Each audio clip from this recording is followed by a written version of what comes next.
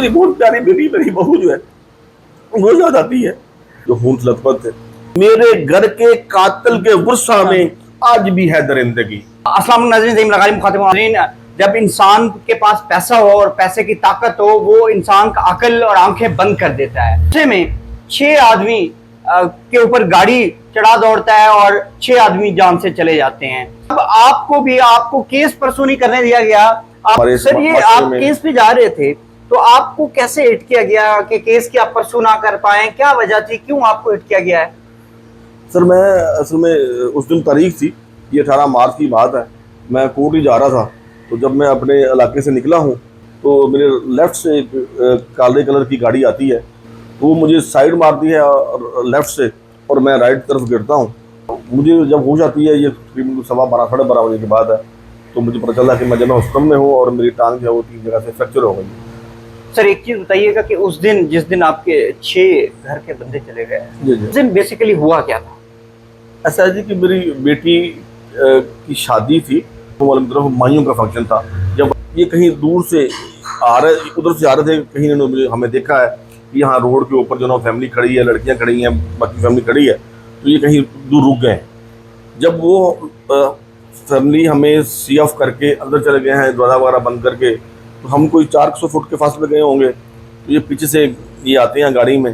तो ये जिस गाड़ी में मेरी बहू बैठी थी और मेरी बीवी बैठी थी और मेरा बेटा ड्राइव कर रहा था, उसको ना कभी गाड़ी आगे करते हैं, कभी पीछे करते हैं। तो बेटा मेरा ना उनको कहता है, तुम क्या हरकतें कर रहे हो?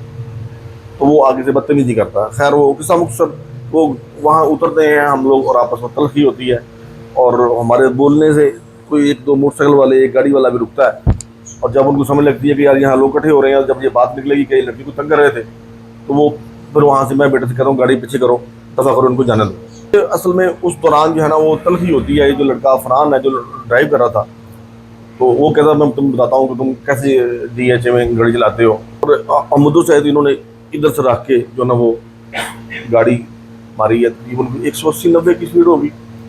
वो कौन सी चीज़ थी जो इनको इससे मजबूर कर रही थी कि गाड़ी की स्पीड को और बढ़ा, इस स्पीड को बढ़ा के जो है ना वो हिट करता है, और गाड़ी जो है ना वो कलाबाजियाँ खाती हुई हमारी गाड़ी जो है ना वो फुटपाथ लगती है, और मौके पे ही जो है वो 6 लोग जो है ना वो, तो ये बेटा मेरा छोटा जो है ना ये उस गाड़ी पे खड़ा हो जाता है, और जब मैं इसे देखता हूँ ये जाके वो गाड़ी को टक्करें मारता है।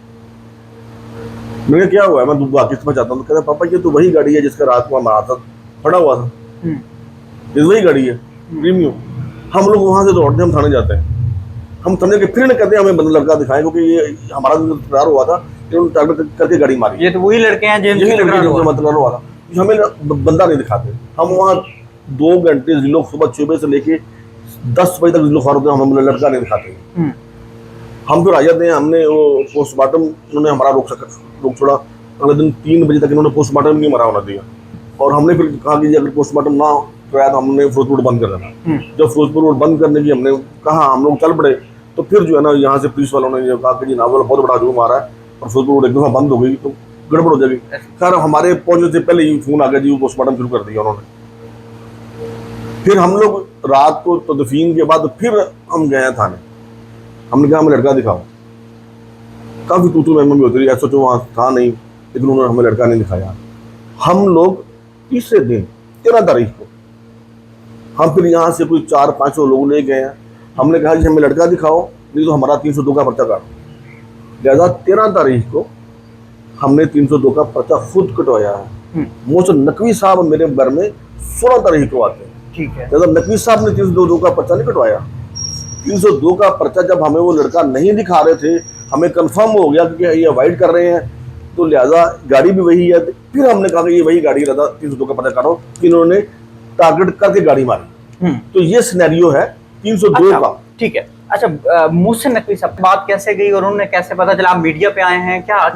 ऐसे ही है। वो मीडिया पे जब इतना बड़ा सानेहा था, मीडिया पे हाइप मिली, और जब उनको पता चला कि जी ऐसे हुआ है, और जो ना 6 लोग मौके पे ही जो है ना वो उनकी डेथ हो गई है, और दूसरी पार्टी बहुत बासर है और बड़े पैसे वाले लोग हैं, और वो तंग भी कर रहे हैं, धमकियाँ भी दे रहे थे उस वक्त मुझे कि आप खामोशी से बैठ जाओ, ये जो आप मीडिया का ड्रामा। अच्छा, उस टाइम धमकियाँ भी दे रहे थे? हाँ जी, बिल्कुल। ये था कि ये जो मीडिया का तुमने ड्रामा शुरू किया होना, उसको बंद कर दो। तो मैंने खैर उनको उसको कहा है कि यार ऐसे नहीं होता, आपने जो आप अपने बंदों को बुलवाए यहाँ बैठे फिर बात करें, आप पहले आप एक्सेप्ट करें ना, आपको शर्मिंदगी हो हाँ। कि जी हमसे ये नुकसान हुआ है बिल्कुल। कि हमारे बच्चे की वजह से 6 लोग दुनिया से चले गए, वो माजरत नहीं कर रहे, आपको धमकियां दे रहे हैं, धमकियां दे रहे थे, ऑफरें कर रहे थे, घर उजाड़ के रख दिए। हाँ जी हाँ जी हाँ जी। अफसोस मुझे आज तक यही है कि उनको आज तक इस बात की नदामत और शर्मिंदगी है ही नहीं कि हमारे बच्चे की वजह से इनका घर उजड़ गया। तो लिहाजा उनके पास पहले भी टाइम था, 11 की रात पूरी, 12 का पूरा दिन, 12 की पूरी रात और 13 का पूरा दिन वो हमारे पास आ सकते थे, हमसे बात कर सकते थे। इतना बड़ा साना कि जनाब हम सबसे पहली बात यह है कि हम ये हुआ, हम शर्मिंदा है, बाकी आपका नुकसान हम पूरा नहीं कर सकते, आप भाई हैं हमारे, हम आपके बच्चों के साथ हैं, आपकी जो है ना वो तकलीफ के साथ दुख में पूरा पूरा शरीक है, इस कंजर ने ऐसा काम किया है, इसको जो है ना वो हम सजा देंगे। ऐसे बुजुर्गों की बात होती है, तरीका होता है बात करने का, लेकिन मेरे घर उस दिन से लेके आज तक वो नहीं आए। वो कौन सी चीज है जो उनको रोक रही है? पैसे का नशा है। 302 तो 4-3 दिन बाद लगी है जाके। ये सिर्फ वही आप वाली बात है कि पैसे का नशा है, तकब्बर है, गुरूर है, अपना रसूख है कि हम पैसे वाले लोग, हमें क्या जरूरत है। अब आपका जो केस है ये किस सिचुएशन में पहुंचा है? आपको किसी से इंसाफ की उम्मीद है, क्या समझते हैं आप? देखिए जी, मुझे अपने अल्लाह से इंसाफ की उम्मीद है, अल्लाह मेरे साथ इंसाफ ही करेगा, और यकीनन इस दुनिया में, इस जगह में जो उसके बंदे हैं, इंशाल्लाह मुझे इंसाफ दें।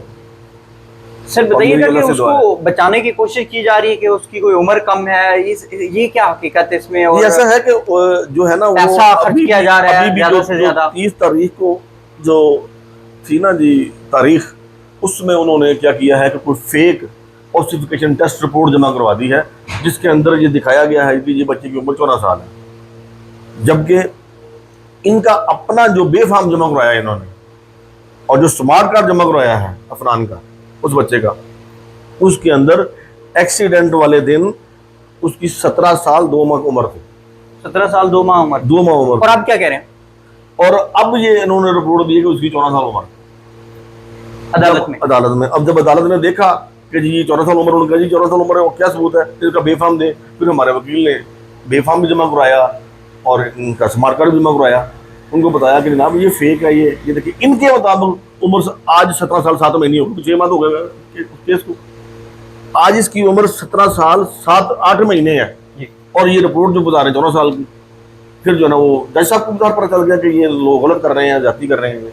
फिर उन्होंने बेल जो है वो कैंसिल कर दी, और फिर जज साहब ने कहा कि अगर आप 302, उन्होंने डिटेल मांगी कि जी ये ATC कैसे लगी है। फिर वो अपना हमारे वकीलों ने, प्रोसिक्यूटर ने बताया उनको बुक खोल के, जी इस वजह से जो ना ये, क्योंकि जब ये एक्सीडेंट हुआ है तो उसके बाद लोगों के अंदर इतना खौफ राज था कि पूरे 8 दिन कोई स्कूल नहीं खुला, लोगों ने ड्राइविंग छोड़ दी, औरतों ने बिल्कुल घर से बाहर निकला बंद कर दिया, इतना खौफ राज था। और बिलखसूस मेरी फैमिली जो थी, मेरी बेटी जो किसी गाड़ी में, मैं और मेरी बेटी और मेरा बेटा जरा, वो 10 दिन बिल्कुल शुद्ध बुद्ध जो ना वो जैसे बंदा कॉमे में चला जाता, ये हालत थी मेरे बच्चों की। क्या समझते हैं, इंसाफ मिल जाएगा? मुझे अल्लाह के घर में बहुत उम्मीद है कि इंशाल्लाह इंसाफ होगा, और मैं ये समझता हूँ वो भी बच्चा है, मेरा मकसद उस बच्चे को सजा दिलाना नहीं है।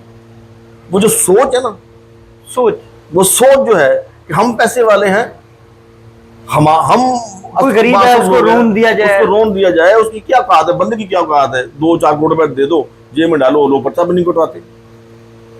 कम से कम एहसास तो होना चाहिए, एहसास होना चाहिए, शर्मिंदगी होनी चाहिए, यही गलत हुआ है।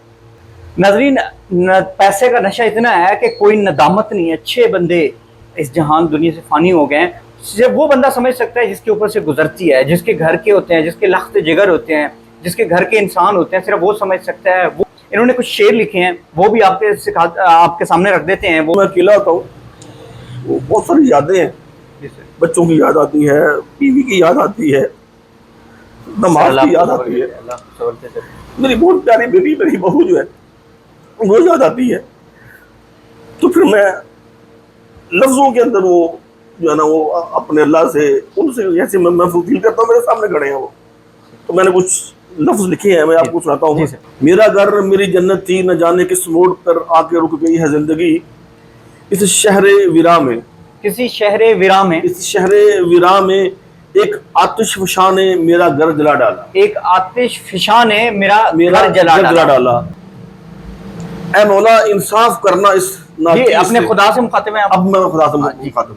मौला इंसाफ करना इस बंदा नाचीज से, अब मायूसी में पड़ गई है बंदगी, खून से लथपथ थे मेरे नन्हे फूल और क्यामत बरपा थी उस करबला में। मगर अफसोस मेरे घर के कातिल के गुस्सा में आज भी है दरिंदगी। मैं तेरी इस दुनिया की अदालत में बने तराजू को देखता हूं, जब इस तराजू के नीचे बैठा इंसान भी बेबस, लाचार और बदहाल है जिंदगी। यानी कि आज जो ईमानदार जज है, जो नेक नियत जज है, उसकी जिंदगी का कोई हाल नहीं है। उम्मीद करता हूँ आला इक़्तिदार लोग इनको इंसाफ फराहम करेंगे, इनको तहफ़्फ़ुज़ फराहम करेंगे। नाज़रीन मुझे इजाज़त दीजिएगा, मिलते हैं किसी अगली वीडियो में। अल्लाह हाफ़िज़, अल्लाह निगहबान।